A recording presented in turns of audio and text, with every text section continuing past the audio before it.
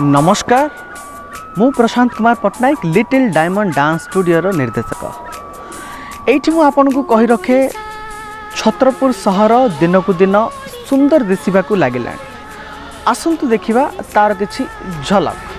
छत्रपुर सहर स्वच्छ सुस्थ सबुज और सुंदर।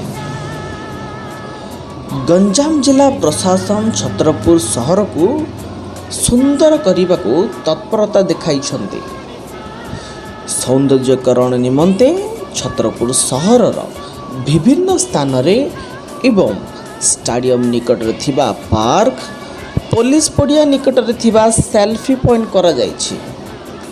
छत्रपुर सहर उपकंठरे सुंदर टांपरा हृद कौ आदिम कालरू सहर शोभा को बढ़ी चली ता संगे संगे ओडिशार बरपुत्र स्वाधीनता संग्रामी मानकर प्रतिमूर्ति स्थापन करा जायछि।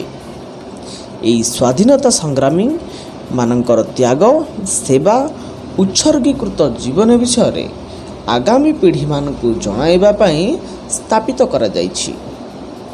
आम लिटिल डायमंड डांस स्टूडियो तरफ गंजाम जिला प्रशासन एवं छत्रपुर एनएसी प्रशासन को अशेष अशेष धन्यवाद।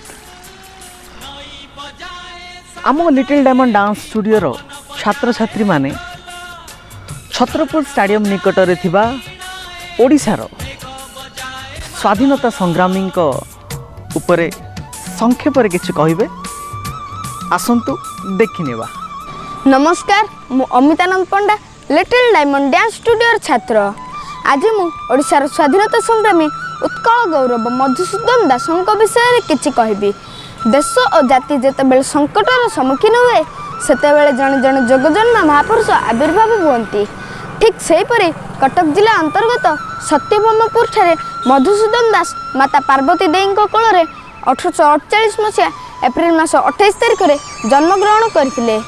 तांको चेष्टा गढ़ी उठिला चाउलियागंज नामक एक स्थान में उत्कल टेनेर नामक एक जोता कारखाना जो कि से अर्थलालसार बसवर्ती होते से चाहूले ओडिशार निर्मित द्रव्य सर्वत्र सुख्याति अर्जन करू यह उद्देश्य।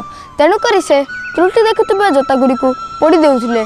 तेणुक बहुत आर्थिक क्षतिर सम्मुखीन होगा पड़ूला एवं तांकु ओडिया जातिर प्राण प्रतिष्ठाता कहले अत्युक्ति हेब नहीं। से कहूले जे सबु बेले सबु समय एवं सबु स्थान रे आमे आमर ओडिया जातिर टेक रखिबा एवं से कहूले स्वार्थ त्याग उपर आरोप करी कहूले जे जाति नंदी घोष चलिबो कि भाई स्वार्थ को सारथी कले टाणिकी गाड़ी दानार तो बड़े गोड़ मुहे बंध थिले। से 1904 मसीह रे भारत साम्राज्य शाखा बा दि कमिशन ऑफ इंडियन एम्पायर रे उपाधि रे भूषित होइतिले।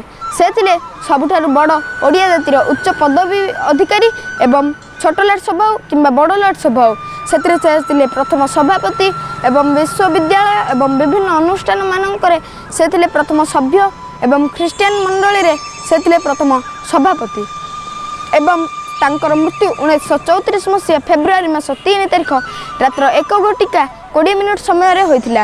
आज मध्य ओडिया जातिंकर मुखमंडल बाहरी थाए पाठ पढ़ी कालिया घोड़ार चढ़ी एवं मधुबाबू सांगे लढ़ी वंदे उत्कल जननी।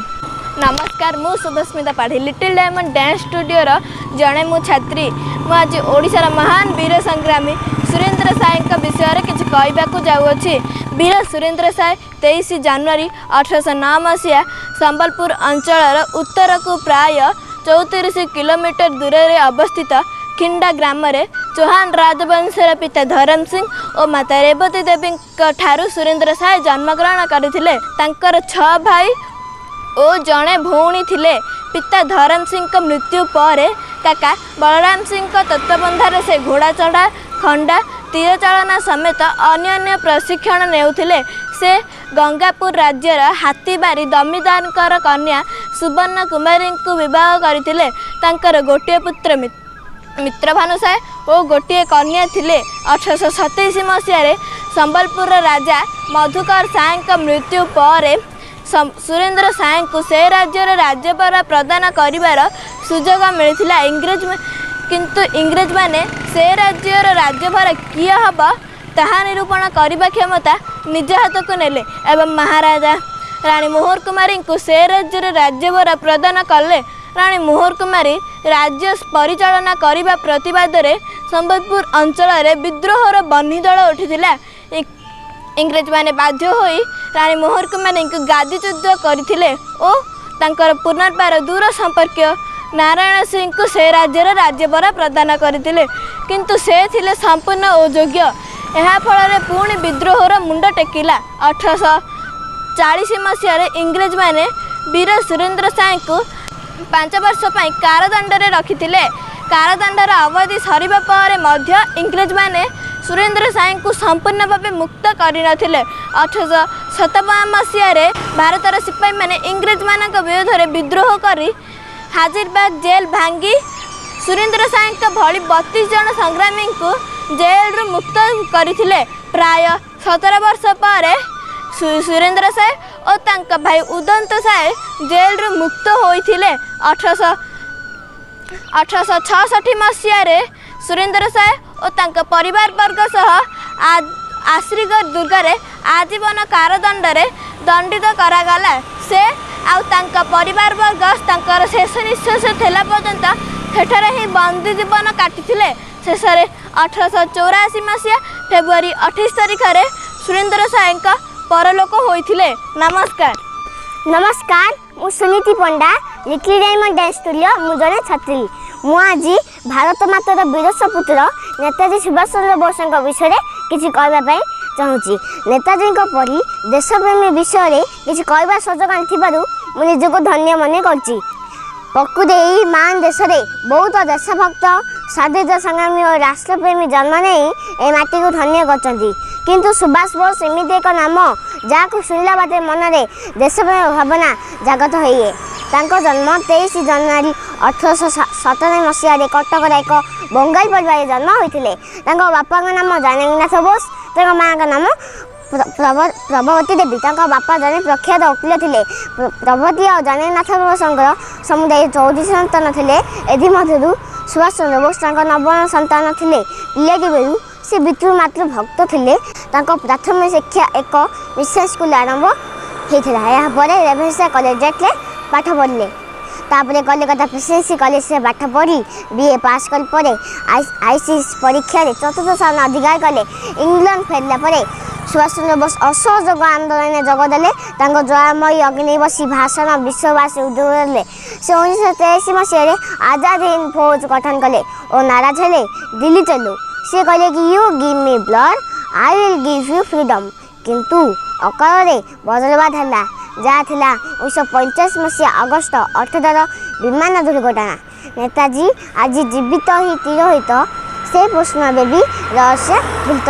किंतु से देशमातृ से निजक उत्सर्गीकृत करते तार किसी तुलना नहीं। एवं भी गुंजी उठी सी गर्जना से माँ वीर पादपद में आज मोर अशेष प्रणाम। एति कही मु मोर वक्तव्य शेष करुच्ची। जय हिंद, जय भारत, वंदे उत्कल।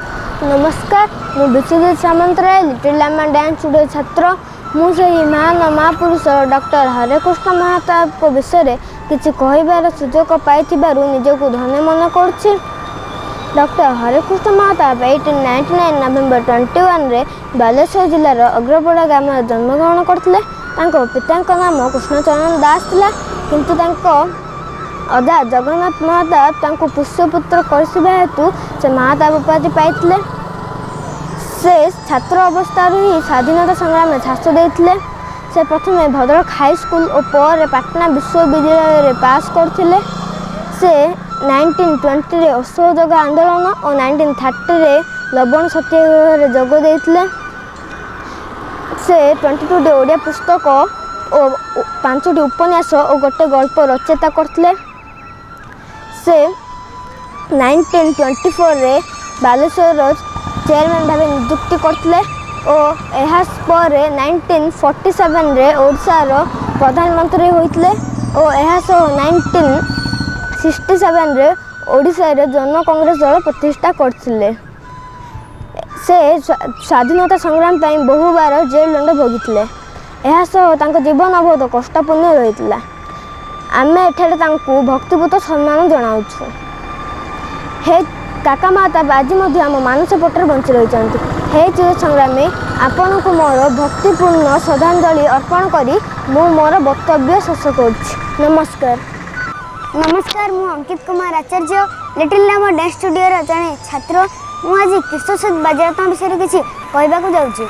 1926 मसीहा अक्टोबर 5 तारिख दिन ढेंकानाल स्थित नीलकंठपुर गाँव में किशोर बाजीराव जन्म ग्रहण करते। बापा हरि राउत आगुरी चली जाते। घरे थे विधवा माँ राणी राउत। 1938 मसीह ओडिशार 26गढ़ जात मध्य ढेंकानाल थिला गोटे अंधारी शासन। राजा हुंकापिटा शासन विरुद्ध में गढ़ा होता ब्रजमंडल। 12 वर्षर वीर बालक बाजीराव सेठारे उपस्थित थिले। राजा अत्याचार एवं इंग्रेज मान औद्धत्य कथा शुणिले।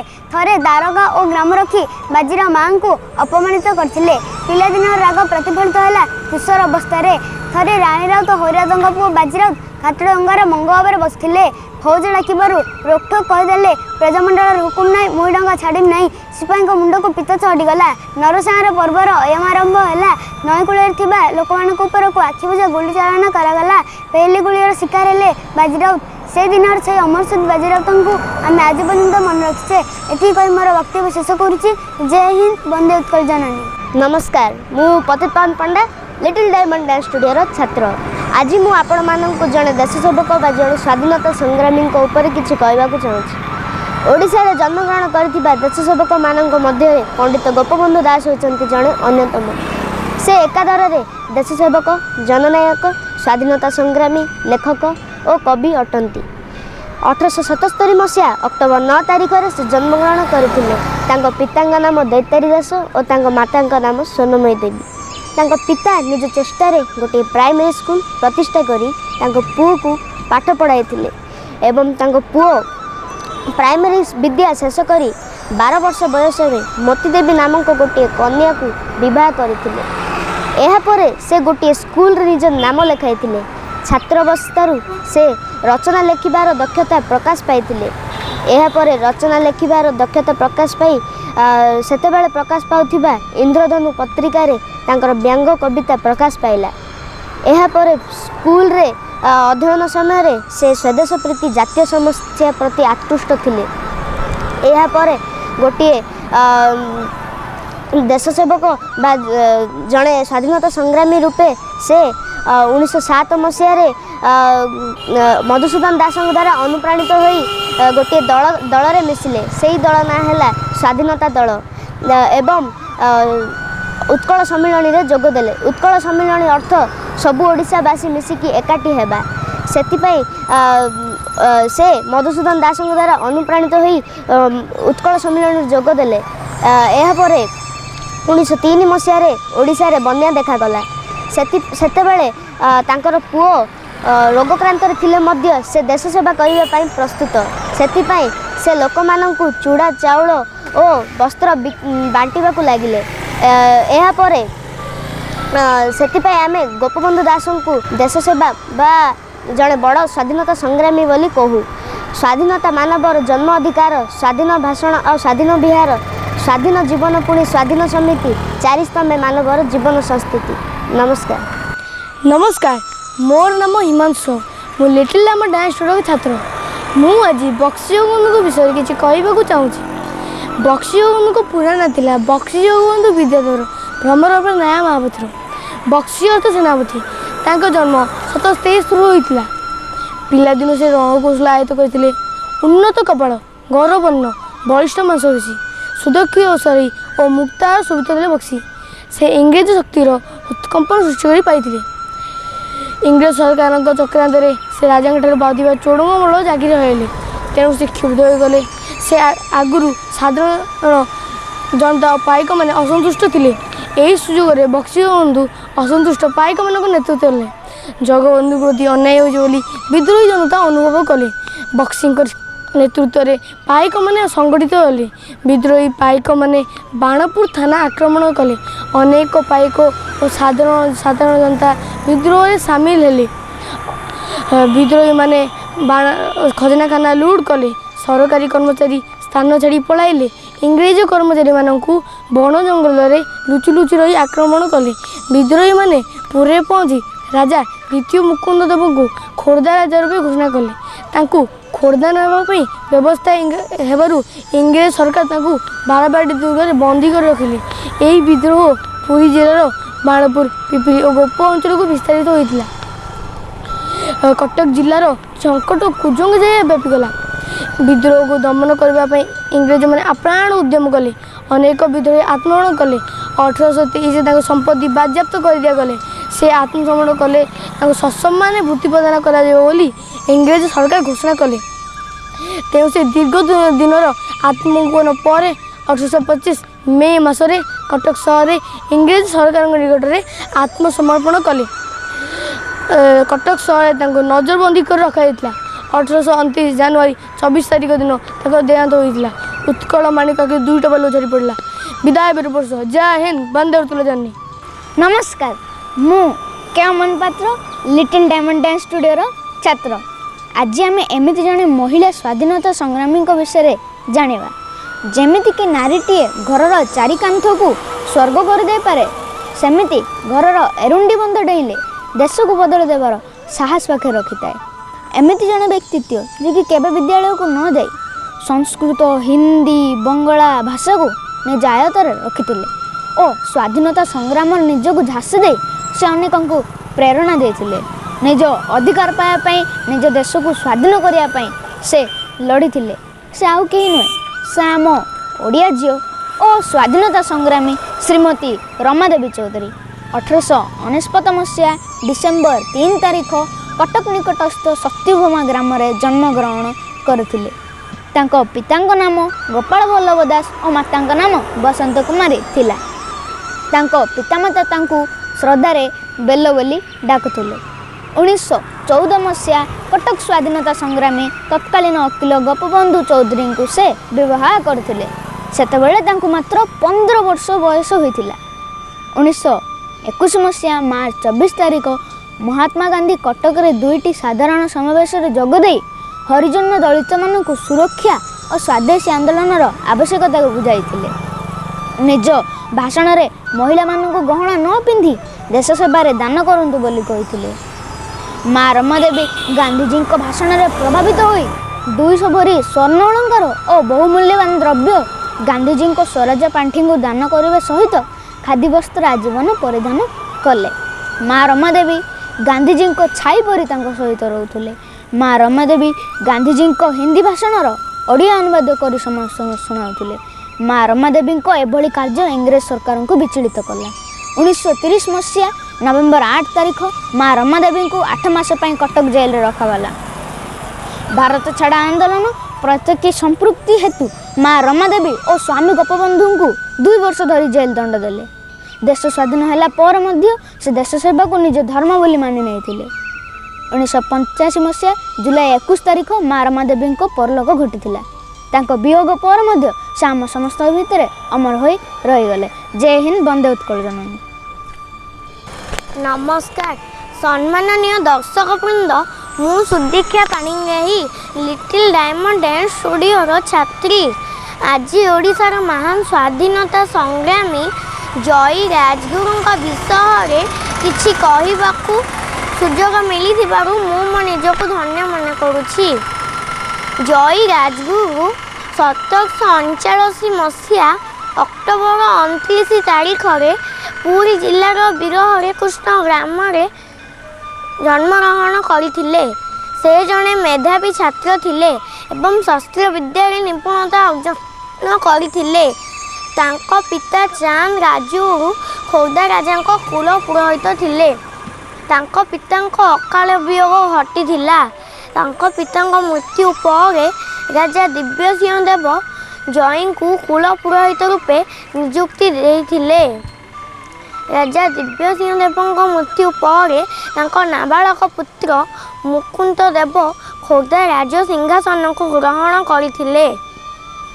ଯେହେତୁ ସେ ଜଣେ ନାବାଳକ ପୁତ୍ର ଥିଲେ, ସେଥିପାଇଁ ଜୟୀ ରାଜଗୁରୁଙ୍କ ମୁଣ୍ଡ ଉପରେ ରାଜ୍ୟର ସମଗ୍ର ଭାର ଲଦି ହୋଇ ପଡ଼ିଥିଲା।